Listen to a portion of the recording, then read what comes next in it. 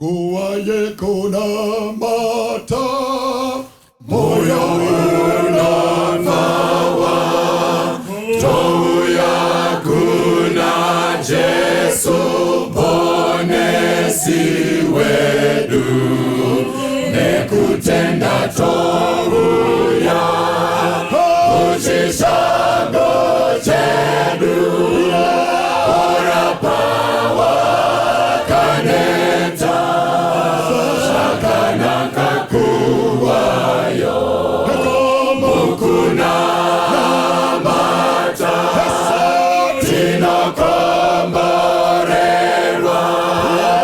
ora pawa kaneta, shakana kakuwayo, nguwaye kuna mata, tenzi oswedera, anetiti kunzwa wana wajijema, jesetino jisa, amakomba ake, ora bawa kaneta, shakana kakuwayo, mukuna mata, tino komborerwa, ora bawa kaneta.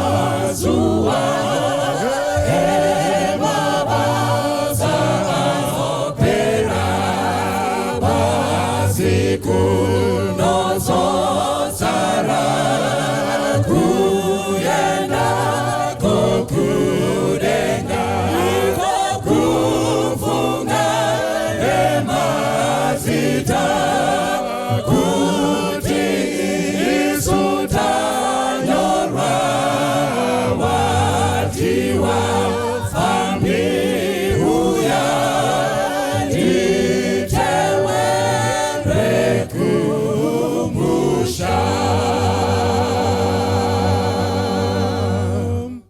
Regai ndiverenge mavhesi maviri ndakatarira maminetsi angu panapa ndizame kudzinganisana nemaminetsi.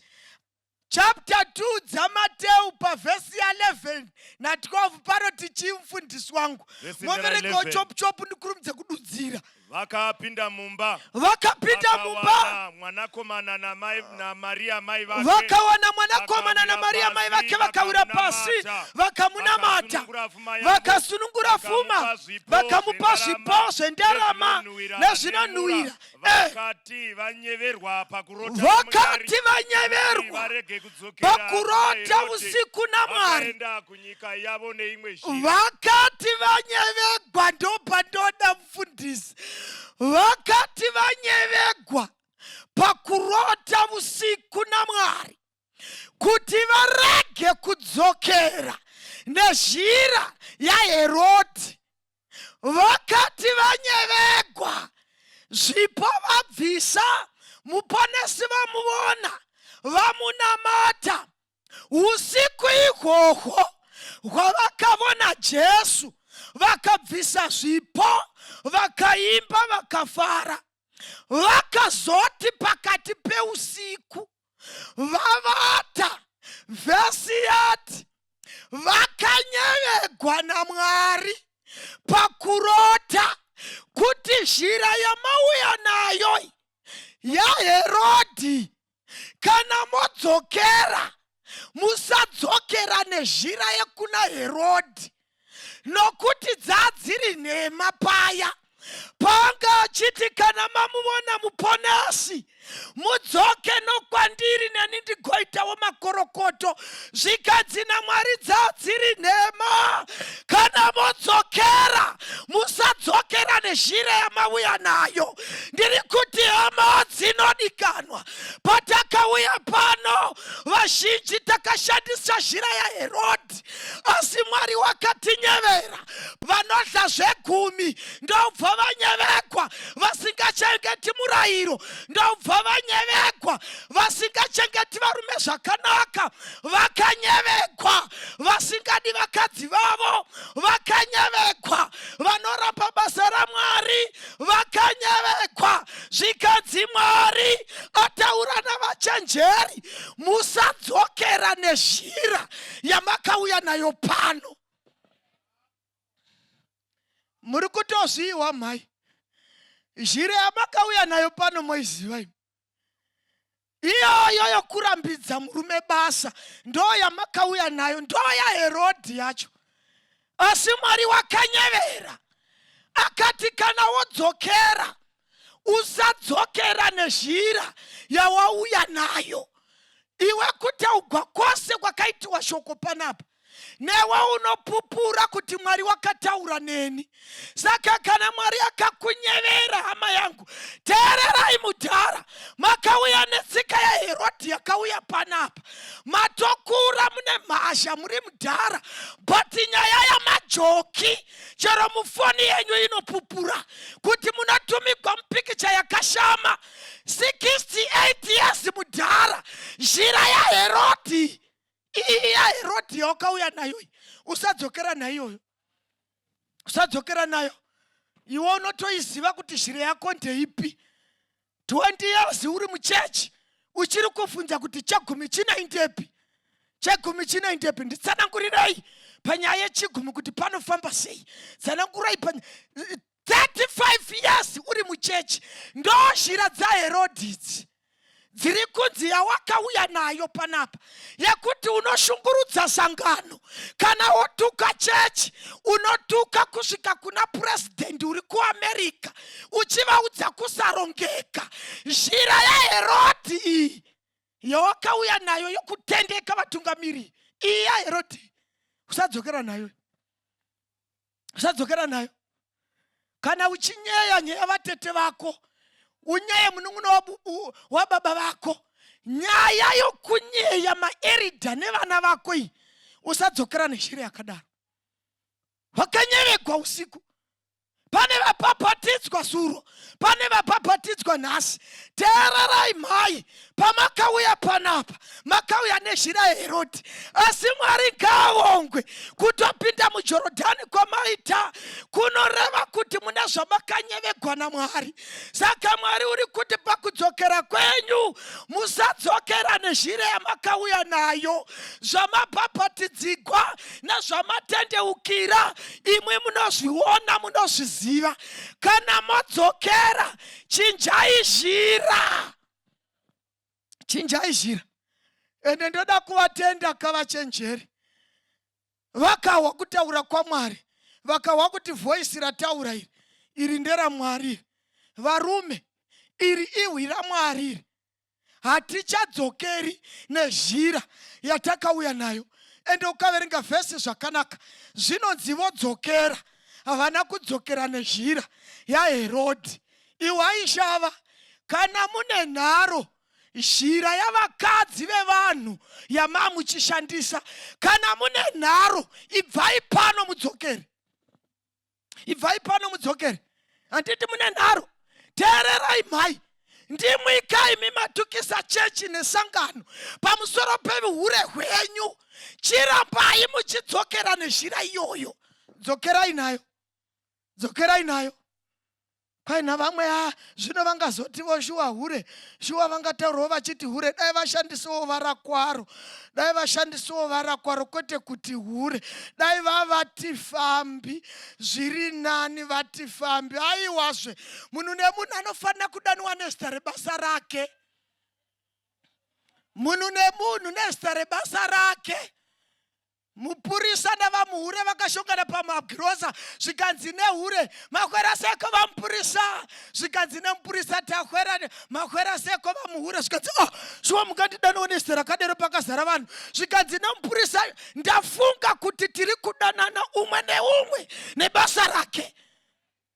Imi matiti mupurisa zvinaundinetsa, imi muri mujoki, hakuna chinhu chinonzi fambi, munhu wose unofamba. Vanhu vakauya pano vachifamba, mhombwe imhombwe.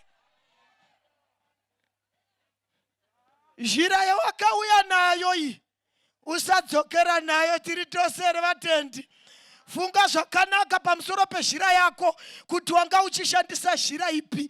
Kana wanga uchidya chegumi, chinja zhira. Kana wanga uchiramba basa raMwari, chinja zhira. Udzokere nezhira, uchinje zhira yawakauya nayo yaHerodhi unoiziva iyoyo. Kana wodzokera usashandisa zhira iyoyo. Mayuthi ndakatomaudza futi kuti zhira yavakauya nayo panapa yemutoriro nembanje haifaniri kudzokerwa nayo.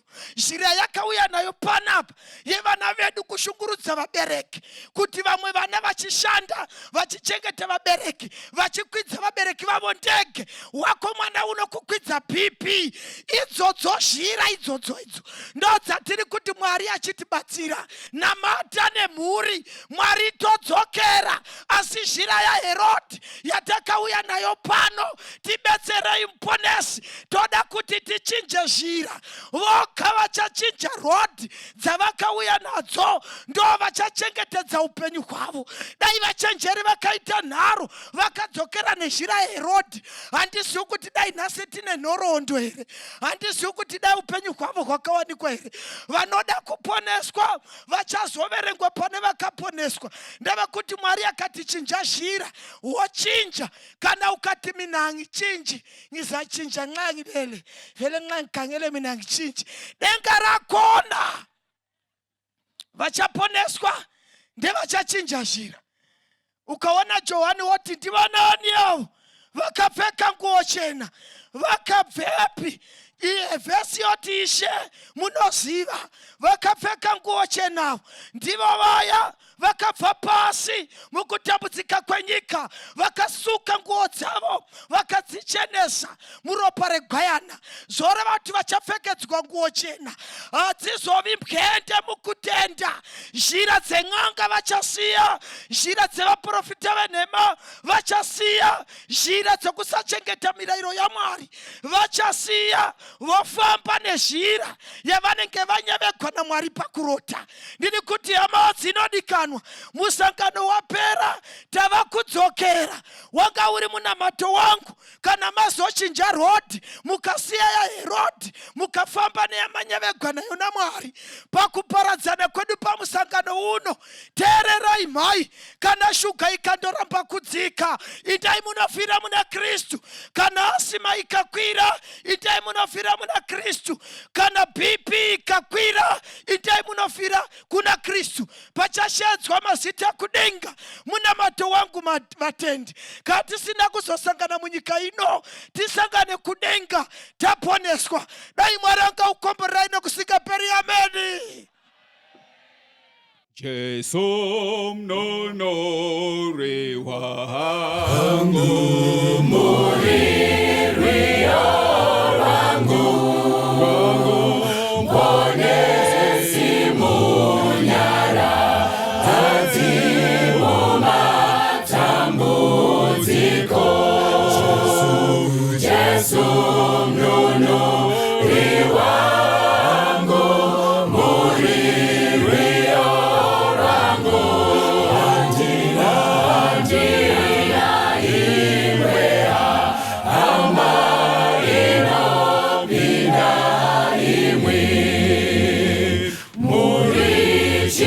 changu changu upenyu wese kananda vamudima apo ndinochema. Jesu mnonori wangu, muriri wangu,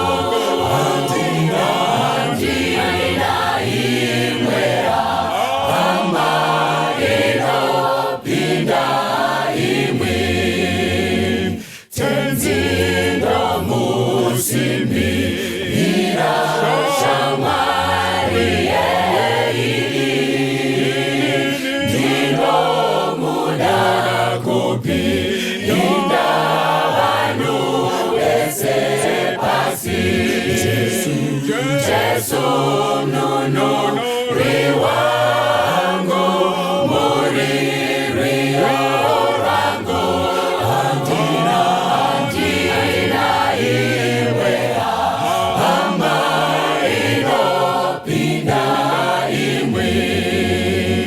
Muri rufaro rwangu mupasi redima,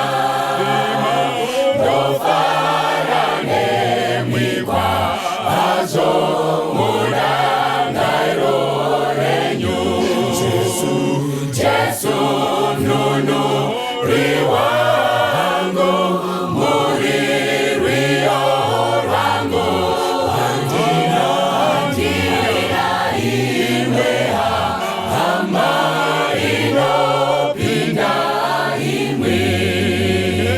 Jesu mnonori wangu, muriri wangu, handina iwe hama inopinda imwe. Tine ukama, tine kufara, kutsamira mumaoko ake, chikomborero runyararo, kutsamira mumaoko ake,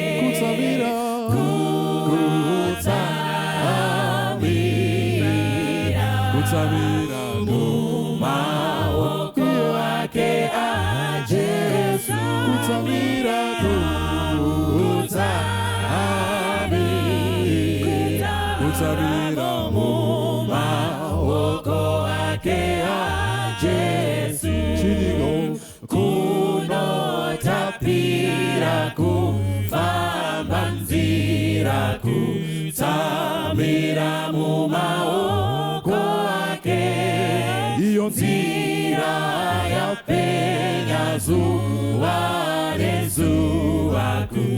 kutsamira mumaoko ake, kutsamira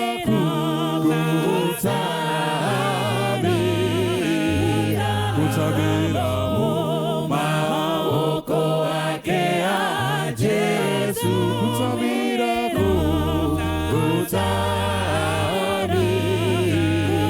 kutsamira mumaoko ake a Jesu.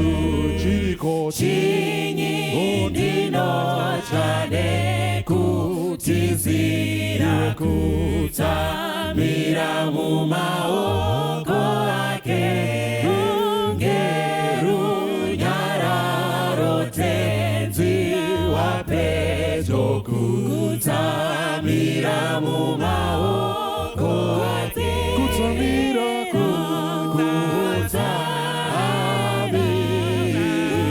kutsamira mumaoko ake a Jesu, kutsamira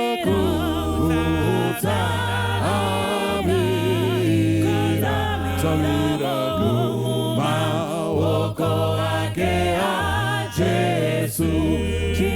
Chinyi ndino chane kutizira kutsamira mumaoko ake, ngerunyararo tenzi wapedyo kutsamira mumaoko ake, kutsamira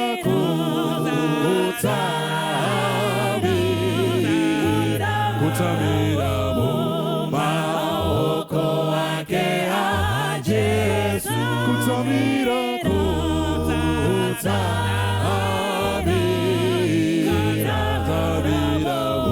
mumaoko ake a Jesu, kutsamira kutsamira